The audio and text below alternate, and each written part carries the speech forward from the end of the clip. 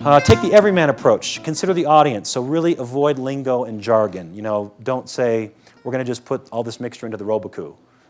People would have no idea what you're talking about. You know, you'd say the fancy word for a food processor.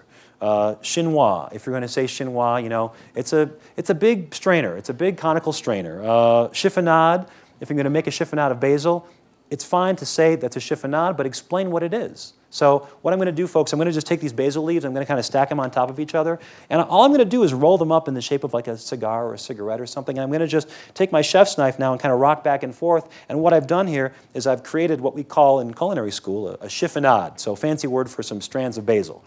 Same thing with, you know, I consider my audience as my mother back in Minneapolis who keeps kosher, so she knows nothing about food.